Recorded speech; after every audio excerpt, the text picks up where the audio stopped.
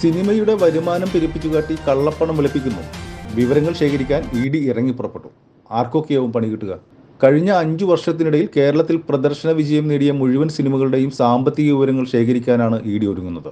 സിനിമകളുടെ നിർമ്മാണ ചെലവ് സംബന്ധിച്ച വിവരങ്ങളും ശേഖരിക്കും. കേരളത്തിലെ തിയേറ്റർ മേഖലയിൽ കള്ളപ്പണ ലോബി നടത്തുന്ന തട്ടിപ്പുകൾ സംബന്ധിച്ച വിവരങ്ങൾ 2 സിനിമാ നിർമ്മാതാക്കൾ ഇ.ഡിക്ക് കൈമാറിയ സാഹചര്യത്തിലാണ് ഇത് സംബന്ധിച്ച് കൂടുതൽ പരിശോധന നടത്തുന്നത്. ലാഭവും മുടക്കുമുതലും തിരിച്ചു കിട്ടിയില്ലെന്ന് മഞ്ഞുമൽ ബോയ്സ് എന്ന സിനിമയുടെ സഹനിർമ്മാതാക്കൾ നൽകിയ പരാതിയാണ് സംഭവങ്ങൾക്ക് തുടക്കമിട്ടത്.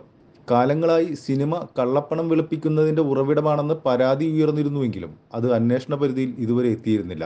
മഞ്ഞുമൽ ബോയ്സ് എന്ന സിനിമയുടെ നിർമ്മാതാക്കളുടെയും വിതരണക്കാരന്റെയും ബാങ്ക് അക്കൗണ്ടുകൾ മരവിപ്പിക്കാൻ ഇ.ഡി. നിയമോപദേശം തേടിയിട്ടുണ്ട്. കഴിഞ്ഞ 5 വർഷത്തിനിടയിൽ കേരളത്തിൽ പ്രദർശനം വിജയം നേടിയ മുഴുവൻ സിനിമകളുടെയും സാമ്പത്തിക വിവരങ്ങൾ ശേഖരിക്കാനാണ് ഇ.ഡിയുടെ നീക്കം. സിനിമകളുടെ നിർമ്മാണ ചെലവ് സംബന്ധിച്ച വിവരങ്ങളും ശേഖരിക്കും.